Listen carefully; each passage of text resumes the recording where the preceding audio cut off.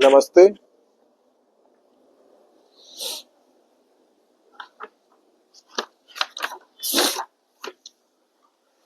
रामाय रामभद्राय रामचंद्राय वेधसे रघुनाथाय नाथाय सीतायाः पतये नमः।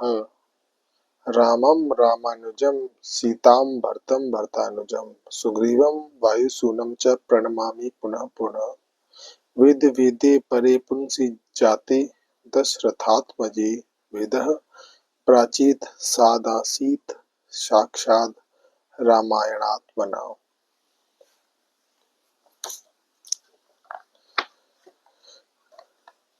आज मैं श्रीमद् वाल्मीकि रामायण के पंचम सर्ग का पाठ करने वाला हूँ। उससे पहले हमने देखा चतुर्थ सर्ग में वह महर्षि वाल्मीकि जी का 24,000 श्लोकों से युक्त रामायण काव्य का निर्माण करके उसे लव कुश को पढ़ाना, मुनि मंडली में रामायण गान करके लव और कुश का प्रशंसित होना तथा अयोध्या में श्री राम द्वारा सम्मानित हो उन दोनों का राम दरबार में रामायण गान सुनाना। तो इस चतुर्थ सर्ग में महर्षि वाल्मीकि जी अपने द्वारा रचित रामायण महाकाव्य को गाने के लिए या आ, उसको गाने के या उसको सुनाने के लायक सक्षम लोगों को ढूंढ रहे थे। तभी उनके आश्रम में रहने वाले दो कुमार लव और कुश वो आते हैं और वो कहते हैं कि यह हम करेंगे। उनको देखकर वाल्मीकि जी बहुत प्रसन्न होते हैं और वो यह पाते हैं कि ये एकदम ठीक लोग हैं इस कार्य के लिए और वो उनको अपना रामायण महाकाव्य कंठस्थ करवाते हैं, पूरा सुनाते हैं। यहाँ पर लव कुश के बारे में उनके सारे गुण बताए गए हैं और जब लव कुश इस रामायण महाकाव्य को गाना और सुनाना शुरू करते हैं तो ऋषि और मुनि जो दूर दूर से आते हैं और उनके द्वारा गाए हुए इस काव्य को सुनते हैं, उनको तरह तरह के उपहार देते हैं और फिर लव और कुश अयोध्या की गलियों में भी उनके सड़कों पर भी इस रामायण महाकाव्य का गान करते हैं। तभी उन्हें श्री राम देखते हैं और उनको राज दरबार में आमंत्रित करते हैं। तब लव और कुश दोनों राज दरबार में जाकर रामायण का गान करते हैं। यहीं से शुरू होता है हमारा पंचम सर्ग। राजा दशरथ द्वारा सुरक्षित अयोध्यापुरी का वर्णन इसमें है और लव और कुश दोनों राज दरबार में पहुंच चुके हैं और गाकर सुना रहे हैं। सर्वा पूर्वमियं येषामासीत् कृत्स्ना वसुन्धरा प्रजापतिमुपादाय नृपाणां जयशालिनां येषां सगरो नाम सागरो येन खानितः षष्टिपुत्रसहस्राणि यं यान्त्रं पर्यवायरन् इक्ष्वाकूणामिदं तेषां राज्ञां वंशे महात्मनां महदुत्पन्नमाख्यानं रामायणमिति श्रुतम्।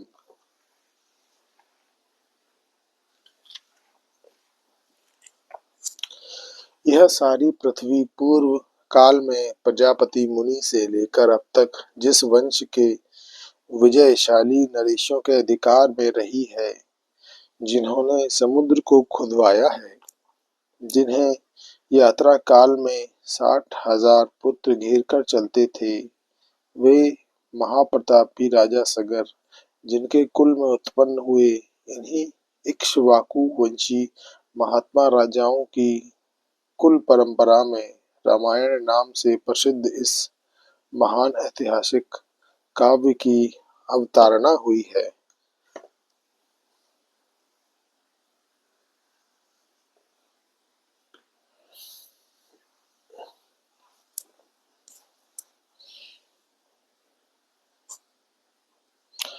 तदिदं वर्तयिष्यावः सर्वं निखिल मादितः धर्म कामार्थ सहितम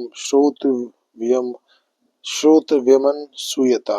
हम दोनों आदि से अंत तक इस सारे काव्य का पूर्ण रूप से गान करेंगे। इसके द्वारा धर्म अर्थ काम और मोक्ष चारों पुरुषार्थों की सिद्धि होती है, अतः आप लोग दोष दृष्टि का परित्याग करके इसका श्रवण करें। तो यहाँ पर लव और कुश बता रहे हैं कि वे दोनों इस काव्य का पूर्ण रूप से गान करेंगे और इस काव्य को सुनने से धर्म अर्थ काम और मोक्ष ये चार प्रकार के पुरुषार्थ हैं सनातन धर्म में, इन चारों की प्राप्ति होती है। अतः राज दरबार में जो भी लोग उपस्थित हैं वह इसको ध्यान से सुने और लाभान्वित हों। कौशलो नाम उदितः स्फीतो जनपदो महान निविष्टः सरयू तीरे प्रभूत धन धान्यवान। कौशल नाम से प्रसिद्ध एक बहुत बड़ा जनपद है जो सरयू नदी के किनारे बसा हुआ है। वह प्रचुर धन धान्य से संपन्न, सुखी और समृद्धशाली है।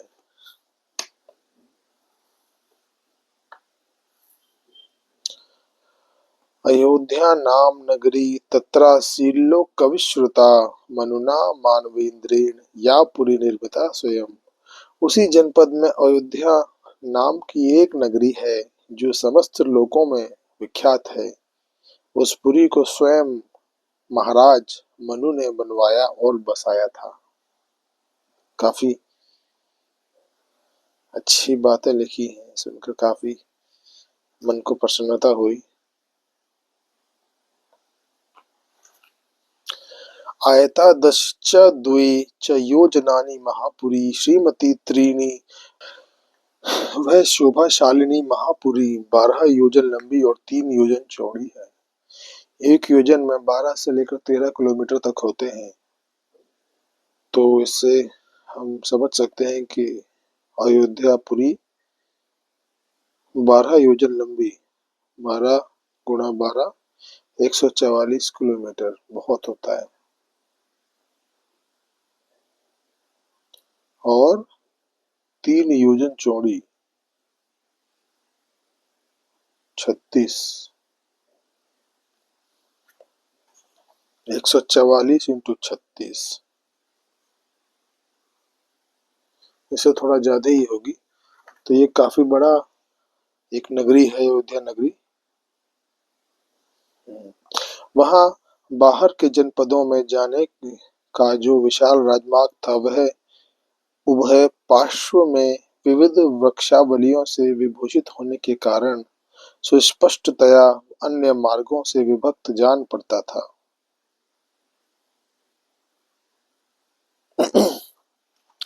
राजमार्गेण महता सुविभक्तेन शोभिता मुक्त पुष्पावकीर्णेन जलसिक्तेन नित्यशः। सुंदर विभाग पूर्वक बना हुआ महान राजमार्ग उस पुरी की शोभा बढ़ा रहा था। उस पर खिले हुए फूल बिखेरे जाते थे तथा प्रतिदिन उस पर जल का छिड़काव होता था।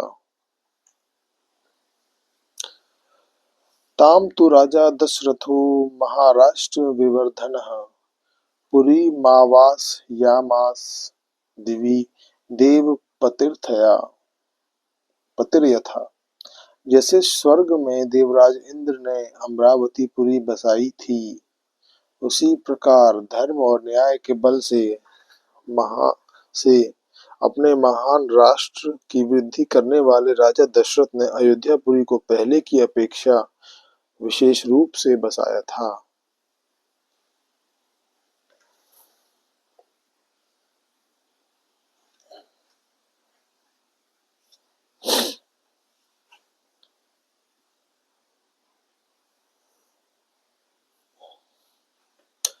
कपाट तोरण वतीम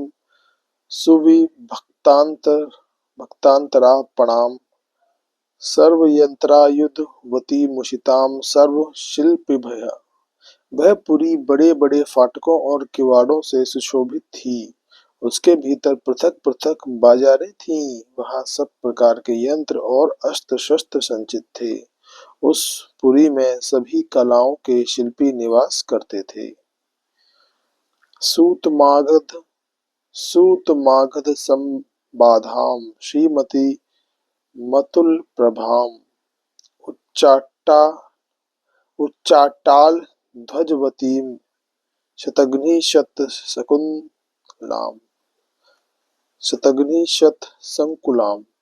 स्तुति पाठ करने वाले सूत और वंशावली का बखान करने वाले मागध वहां भरे हुए थे। वह पुरी सुंदर शोभा से संपन्न थी। उसकी सुषमा की कहीं तुलना नहीं थी। वहां ऊंची ऊंची अट्टालिकाएं थीं, जिनके ऊपर ध्वज फहराते थे। सैकड़ों शतघ्नियों अर्थात तोपों से वह पुरी व्याप्त थी। वधूनाटक संघैश्च संयुक्तां सर्वतः पुरीम् उद्यानाम्रवणोपेतां महतीं सालमेखलाम्। उस पुरी में ऐसी बहुत सी नाटक मंडलियां थीं, जिनमें केवल स्त्रियां ही नृत्य एवं अभिनय करती थीं। उस नगरी में चारों ओर उद्यान तथा आमों के बगीचे थे। लंबाई और चौड़ाई की दृष्टि से वह पुरी बहुत विशाल थी तथा शाखों के वन उसे सब ओर से घेरे हुए थे।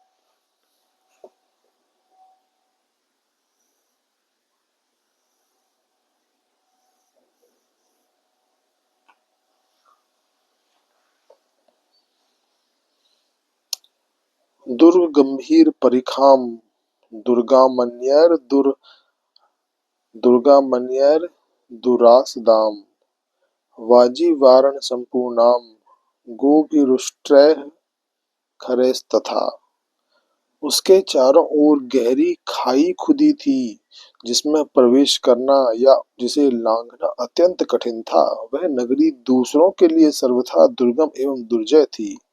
घोड़े, हाथी, गाय, बैल, ऊंट तथा गधे आदि उपयोगी पशुओं से वह पूरी भरी पूरी थी।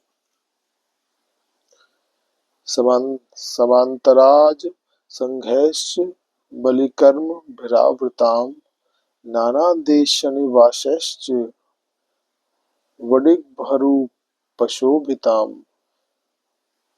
कर देने वाले सामंत नरेशों के समुदाय उसे सदा घेरे रहते थे। विभिन्न देशों के निवासी वैश्य उस पुरी की शोभा बढ़ाते थे। प्रसादे रत्न विकृतैः पूर्वतैरिव शोभिताम् कूटागारैश्च संपूर्णारविंद्रिये वामरावती। वहां के महलों का निर्माण नाना प्रकार के रत्नों से हुआ था। वे गगनचुंबी चुंबी प्रसाद पर्वतों के समान जान पड़ते थे। उनसे उस पुरी की बड़ी शोभा हो रही थी। बहुसंख्यक कूटागारों, गुप्त गृहों अथवा स्त्रियों के क्रीड़ा भवनों से परिपूर्ण वह नगरी इंद्र की अमरावती के समान जान पड़ती थी।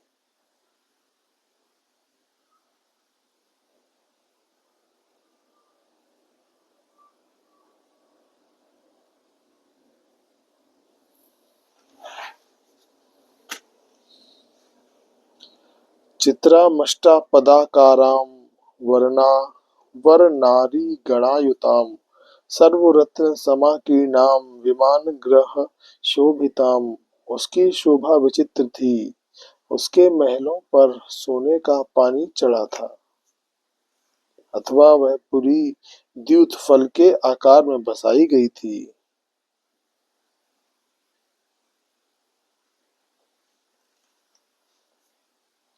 श्रेष्ठ एवं सुंदरी नारियों के समूह उस पुरी की शोभा बढ़ाते थे। वह सब प्रकार के रत्नों से भरी पूरी तथा सत महले प्रसादों में सुशोभित थी।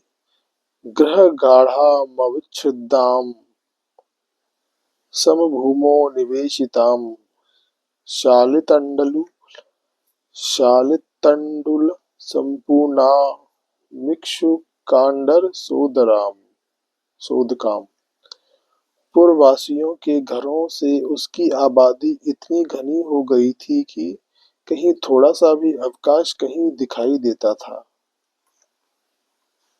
उसे समतल भूमि पर बसाया गया था। वह नगरी जड़हन धान के चावलों से भरपूर थी। वहां का जल इतना मीठा या स्वादिष्ट था मानो ईख का रस हो।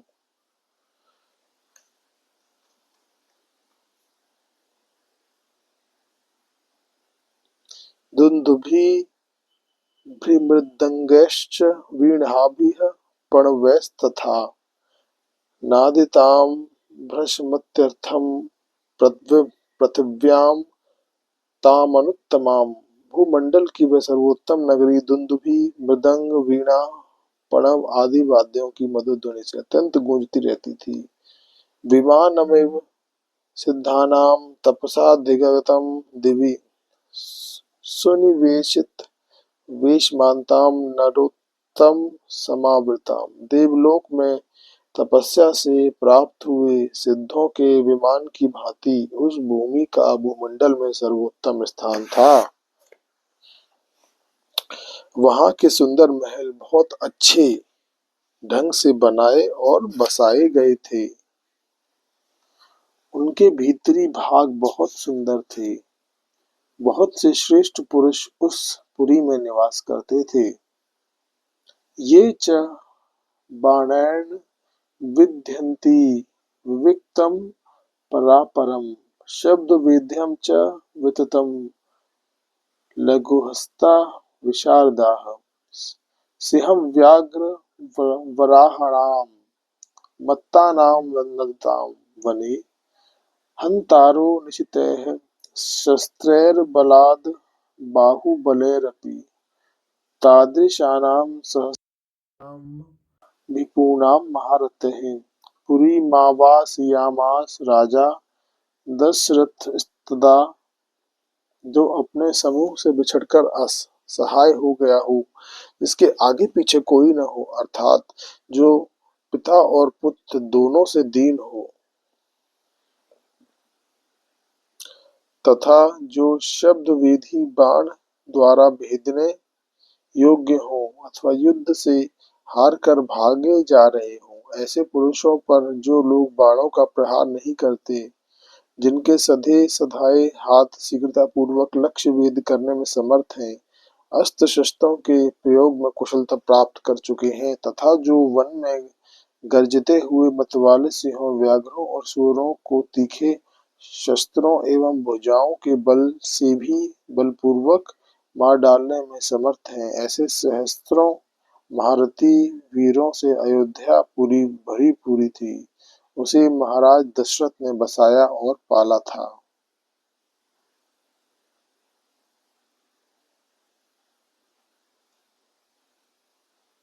तमाग्नि मद्धिर गुण वद्रे रावृताम धृतोत्तमैर्वै